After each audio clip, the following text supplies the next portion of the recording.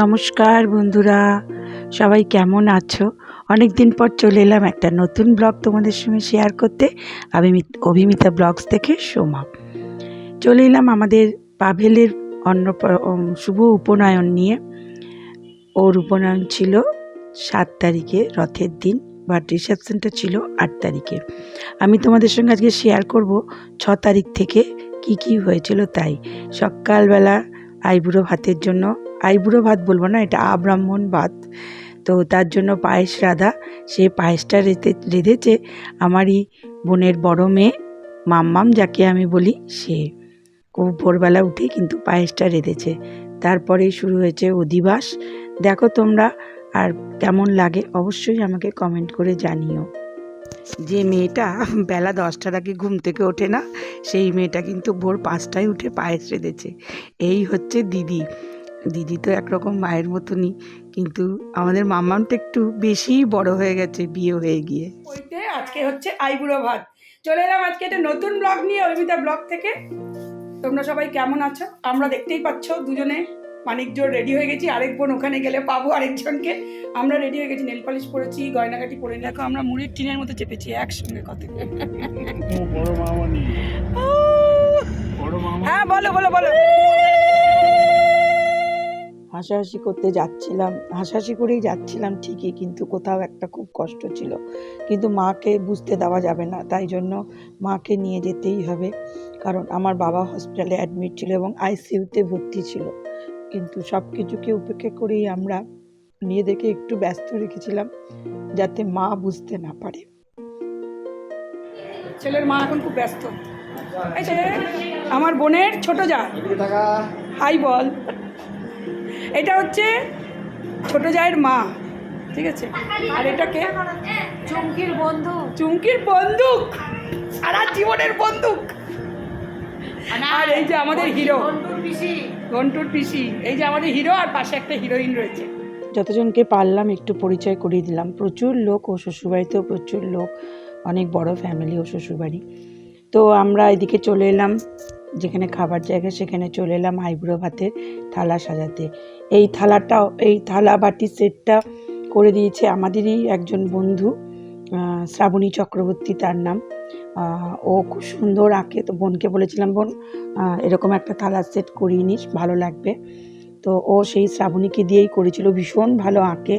যদি কারুর লাগে বলো, আমি তাকে অ্যাড্রেস, ফোন নাম্বার দিয়ে দেবো, তোমরা নিজেরাও যোগাযোগ করে নিতে পারো। ও খুব সুন্দর আঁকে এবং ওর হাতের আলপনা দুর্দান্ত। তো যাই হোক, খুব সুন্দর আমাদের বাটিগুলো, থালার সেটটা দুর্দান্ত বানিয়ে দিয়েছিল। আমরা সাজাতে চলে এসেছি। বোন বলে, দিদি তোরা সাজিয়ে দে। তো সাজানোতেও আমি তো সাজাই না, মেন আমাকে তো ক্যামেরাটা ধরতেই হয়, কারণ ওরা কেউ ক্যামেরা করতে পারবে না, তার জন্য আমি ইনস্ট্রাকশন দিয়ে দিই, ওরা সেইভাবে সাজায়। আমার ছোটো বোনও খুব ভালো সাজাতে পারে, ও যেখানে যেখানে যায় ও সেখানে এরকম থালা সাজায় আর কি। তো যাই হোক, এইভাবেই আমরা থালাটা সুন্দর করে সাজিয়ে নিয়েছিলাম। মেনুতে তো অনেক কিছু ছিল, দেখতে থাকো তোমরা।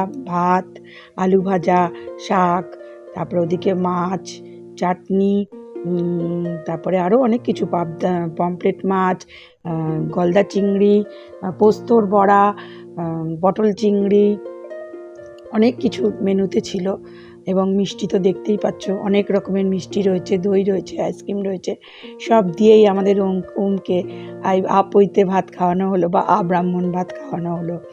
তো দেখো, পোস্তর বড়া 4 পিস এনেছিল বোন, কিন্তু মনা এত বদমাস, মানে আমার ছোটো বোন এত বদমাস, বলছে 4টে দিতে হবে না বলে নিজে টপাটপ নিজে খেলো, আমাদেরকেও সবার মুখে একটু করে গুঁজে দিল, যাতে আমরা কাউকে না বলি। কিন্তু আমি ভিডিওতে বলে দিলাম, বোন শুনে নিস, তুই 4টে বড়া দিয়েছিলিস, 2টো বড়া কিন্তু আমরা খেয়ে সাবার করে দিয়েছিলাম। হ্যাঁ, বুঝতেই পারছিস কাকে দিয়েছিস, কিসের কাজ। হ্যাঁ, সে অর্ধেকটা খেয়ে সাবার করে দিয়েছে। কিন্তু বিশ্বাস কর বোনু, পোস্তর বড়াটা একদম ঠান্ডা হয়ে গেছিলো, তো ভাল লাগছিল না, কিন্তু তবু খেয়ে নিয়েছিলাম। পোস্তর বড়া বলে কথা, তো তাই খেয়ে নিয়েছিলাম। ভালোই খেয়েছিলাম, ভালো লাগছিলো, লোভ লাগছিলো ভীষণ চিংড়ি মাছটা দেখে, এত সুন্দর চিংড়ি মাছটা।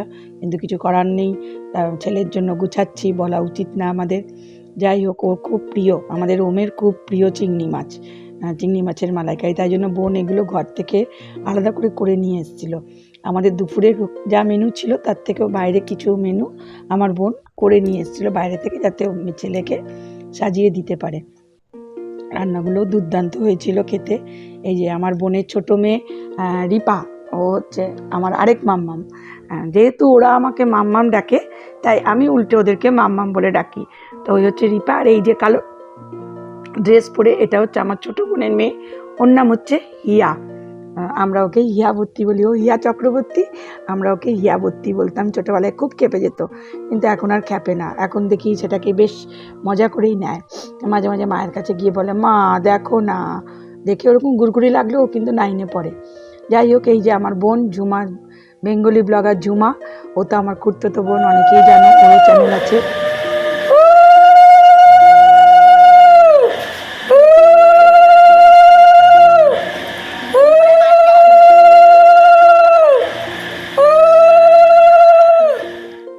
খাবারগুলো সবাই হাতে হাতে করে নিয়ে ওপরে চলে এলো। আমি তো as it is cameraman, camera ধরে আছি, কিছু করার নেই। এবারে বেঙ্গলি ব্লগার ঝুমা, আমার বোন, ওকে বসিয়ে দিলাম, তুই সাজা বসে বসে এগুলোকে। তো ওই বসে বসে সব জোগাড়ই ছিল আমাদের, সব সাজিয়ে দিল সুন্দর করে, যেরকম পারলাম সেরকমই। কিন্তু খারাপ হয়নি, ক্যামেরাম্যানও বলছিল খুব সুন্দর হয়েছে সাজানোটা। তো ভালোই সাজিয়েছে। তোমরা দেখে বলো কেমন সাজিয়েছে। আমাদের তো সবার খুব ভালো লেগেছে। আর জায়গাটাও খুব স্পেসিয়াস ছিল বলে সবাই বেশ বসে দেখতে পেরেছে, সুন্দর জায়গাটা ছিল।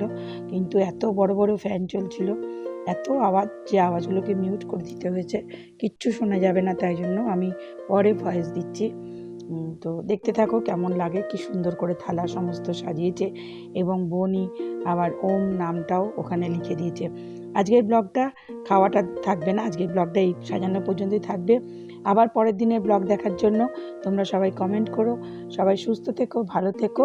আর ব্লগটা দেখে যদি ভালো লাগে অবশ্যই সাবস্ক্রাইব করো, অবশ্যই লাইক কমেন্ট করো, তাহলে আমি আরও ব্লগ দিতে ভালো লাগবে এরপরে। ঠিক আছে, চলো।